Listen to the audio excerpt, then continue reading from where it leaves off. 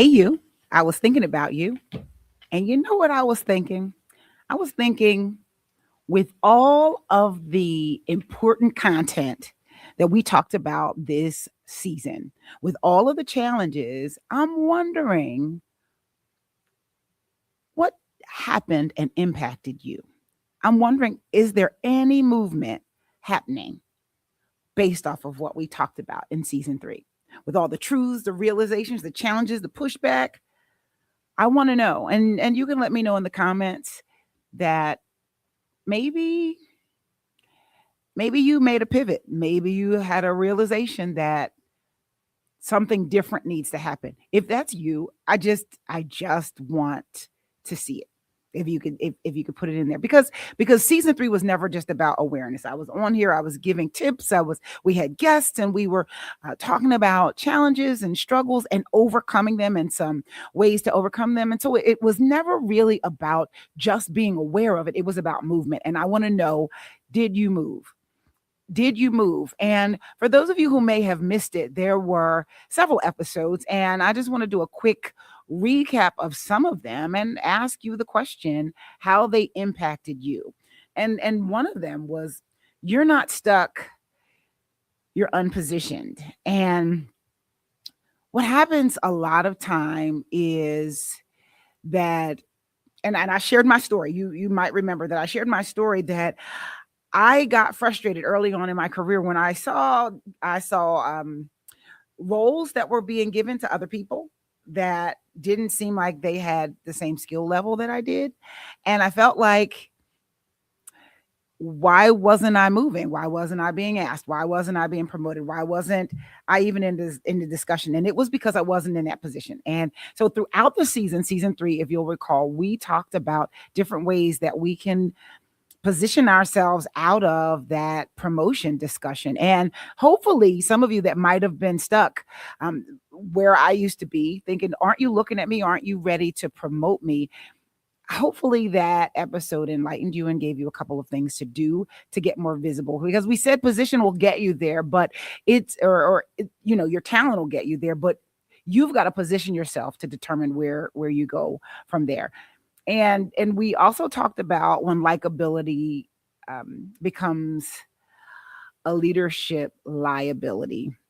And some of you, especially women, we struggle sometimes with how it's perceived, and we create a version of ourselves, to be honest, where we want to be liked. We don't want to be kind of going against the grain, raising trouble, or becoming somebody that seems like we always have an opinion, we always have an opposition, etc. All of those kinds of things, all that baggage we tackled in that episode. And so you might get chosen to be on the team because you're likable, you're nice, but that's not a flex if you want to be thought of as a leader. And what we found was that sometimes people were not being promoted because when the leadership discussions happen, it's not somebody that is likable or always agreeable. You can tend to project yourself as a yes person and never really show your individuality, never really show your strategy or your decision making skills, your leadership skills. And so a lot of times we find ourselves just trying to be liked, trying to get along, trying not to go against the grain, and it can tend to work against you. So when likability becomes a leadership liability, is something that we talked about. Again, if you know somebody like this, share this episode with them. And we're going somewhere. If you travel with me on this journey, I promise you get to learn from my mistakes. I've got guests that have come and they get to share their mistakes, their growth, their learnings. And that's what we really want you to do, is learn from what we've done, learn from our clients, the people that we work with. And with over 20 years leadership experience and working in the pharmaceutical industry, I have some stories. I have some wins, and I have some losses that I learned over that I was able to build on and help you with. So that is my passion. And I just wonder if somebody found out or realized, you know what, I've been trying to be too likable. I've been dialing myself back. And what you end up doing is excusing yourself or distancing yourself from you if you don't really speak up. And then we had Cheryl Hurley. Coach Cheryl came on the scene and we talked about how loud or confidence isn't necessarily loud. And a lot of times you can get in a room and the person with the loudest voice or the biggest personality may tend to seem like a leader. And it looks like they're super confident because they're loud or because they're taking over. They always have something to say, but that doesn't necessarily mean that they are confident. It just means they're loud or they have an opinion. And confidence isn't loud, it's clear. Because somebody that's loud and saying a lot of things, if all those things don't lead to strategy, don't lead to direction, where are we really going? So I want to speak to my introverted friends or those that tend to shy away from throwing in your idea. Those, I teach discs. So maybe some of my S's that are kind of weighing out the ideas, or some of my C's that really need to have all the data together. I wonder if you could just understand that the clarity that you have, how you've already done the research, and your desire to be right, when you let that work for you, that comes off as confidence. And I just want you to speak up and say what you've worked on, say what you observe, because it's almost selfish not to share all of that research, all of that knowledge, what you know, what you think with the team. It's self-sabotage because you're not really being true to the genius that you are. And then how much do you care for your team if you let them go down a wrong path when you really have the right answer? So hopefully that episode encouraged you to speak up, to walk in your own zone of genius and understand that it doesn't have to be loud. It just has to be clear. And believe it or not, in the times that we're in the climate that we're in, clarity is what people are looking for. So I kind of touched on this already, but do you remember the episode when your job rewards silence? And this is a culture problem, and that's something. So for those of you who are leaders, if sometimes you get caught up in the rat race of having an agenda, needing to having a deadline and needing an answer yesterday, a lot of times the creative process, the innovative process, the ideating, and even the iterating gets thrown out the window. We kind of go with what's either already done or what's quick or what is maybe the first idea thrown on the table.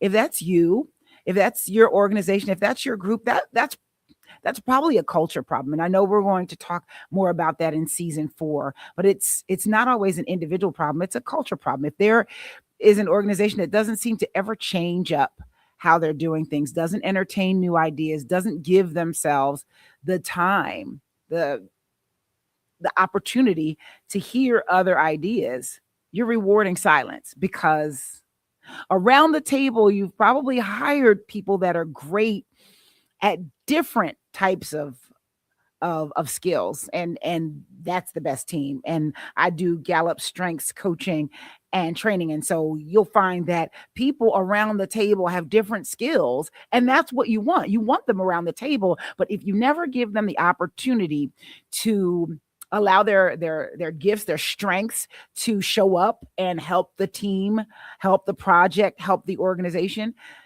then you're letting their talent waste.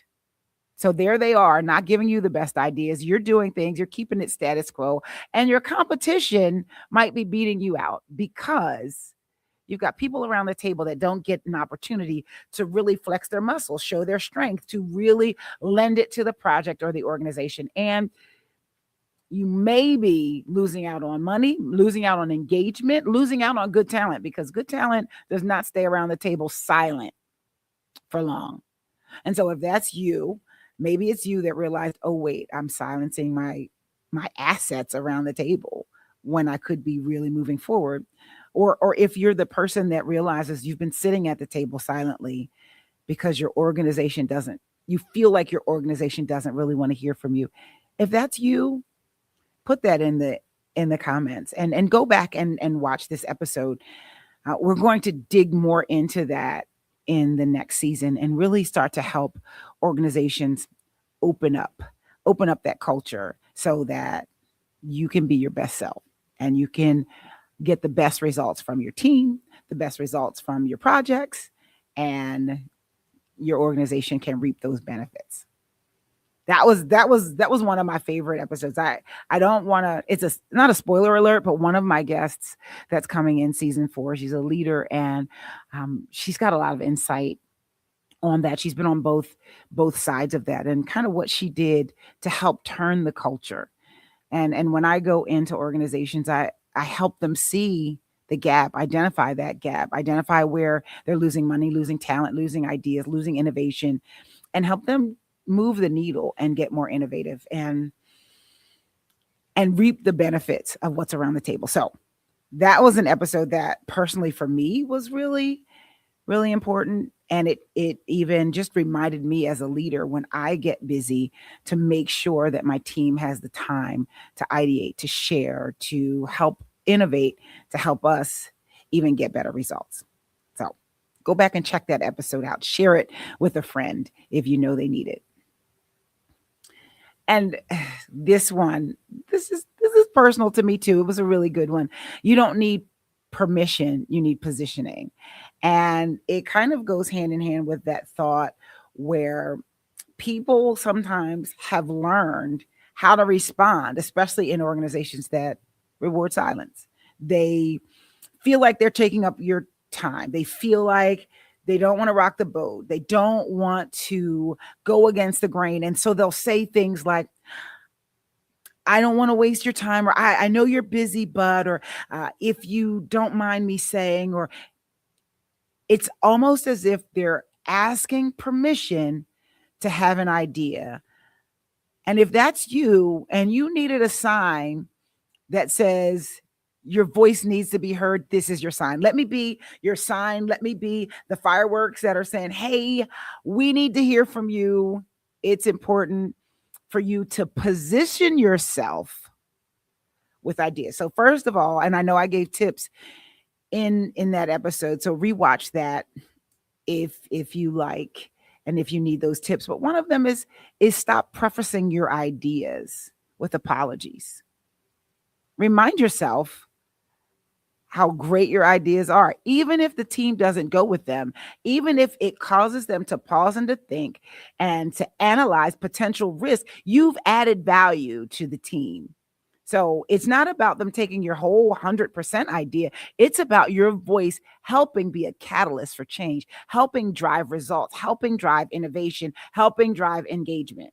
And if you're a leader that realizes that you have people that kind of bottleneck waiting on you to give them permission to do what you've hired them for, that's a leadership challenge. That's a leadership opportunity. And that's what I see when I go into organizations and we do the assessment and we find out there's a gap between what's being expected from the leadership and then what the actual team members and middle management is thinking is expected. And so we help bridge those gaps. So you don't need permission, you need positioning. You need to get in position by one, making sure your voice is heard, whether you need to write it out, send it as an email, send it as a slide, communicate that, and stop asking for permission. Find ways to insert yourself, share your ideas, and leader, you need to make sure you are at least training someone on how to act without you so that you can grow and you can develop. Otherwise, you're training people to only look at you as the status quo, as the one that is the go-to for everything we've already done, as opposed to positioning yourself as someone with strategic thinking, a way to mitigate risk, a way to lead in the midst of confusion. And in this day and time, when downsizing is happening, when people are losing their jobs, when people are being promoted without training on how to be a leader, you become, again, undeniable as the next person in line because you've shown your strategic thinking, you've shown the way you are able to take a potential challenge and come up with solutions, provide solutions. So, again, you don't need permission, you need positioning. All right. And we ended this season with, if you're the smartest person in the room, again, that's not a flex.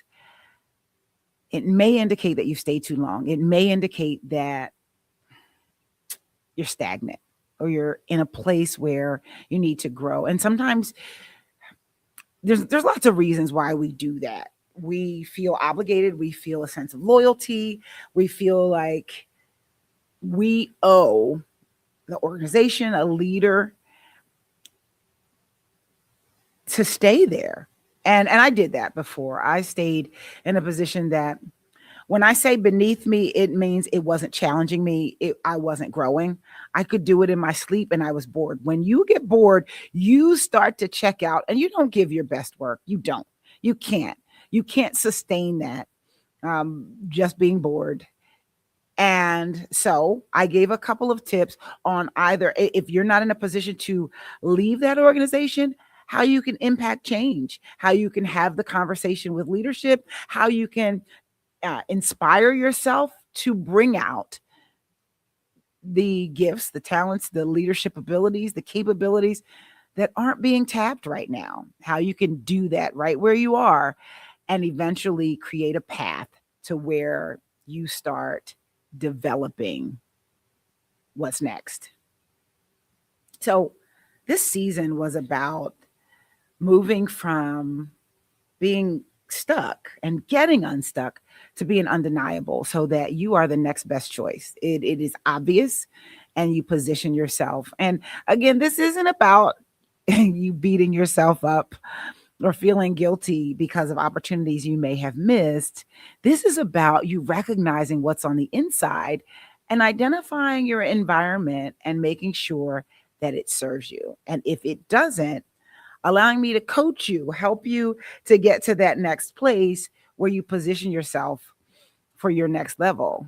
And if you're a leader that's watching, I want to help you get your team unstuck so that you're not the bottleneck and there's not a stagnant environment or culture, but that you begin to move the needle toward innovation and not just meeting expectation, but exceeding them, not just bringing in and meeting what the organization is expecting, but bring in something more, bring in something different, beat the competition. So that's what season 3 was all about. And when we get to season 4 is, we're moving the needle, we're moving the conversation to a different level. We're taking it to a place where, if you're a leader, like I said, that has a team that might not be giving what you need it to give as far as engagement, as far as collaboration, as far as results, then we want to make sure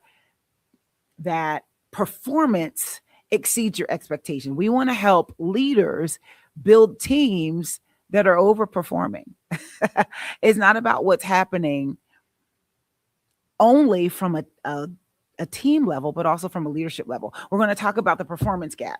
We're going to talk about what strong teams do to consistently deliver, whether you're a teammate or you're a leader. We want to talk about why accountability conversations don't work and why they build inconsistent results. We want to talk about what leaders might be doing to limit the performance of their team. And you don't mean it, so don't take offense to that. But wouldn't you want to know? If you had spinach in your teeth, wouldn't you want someone to tell you? So let's talk about this together. Let's put together what it takes to build great teams that don't just perform, but they own their work. And whether you're a high performing teammate that's ready for the next level and you haven't gotten recognized yet, or you're a leader that is ready for your team to grow, this episode is from you for you. It is not just about getting unstuck, but it is about moving forward. It is about producing. It is about getting better results. And I cannot wait to see your reaction. Wait till you see the guests that I have coming on, the conversations that we have. So stay tuned. Feel free to reach me. You can reach me at my website. You can reach me and schedule a call to see where you fit. Are you a leader that's ready for the next level? Are you a leader that's frustrated with your team and you want to see what performance looks like? Are you someone who knows you can be a leader and you are ready to dive in? Reach out to me. Let's have a conversation. And I can't wait to see what's next because, hey, I was thinking about you. And you know what I'm thinking? It is time for you to soar. Let's soar to your next level together.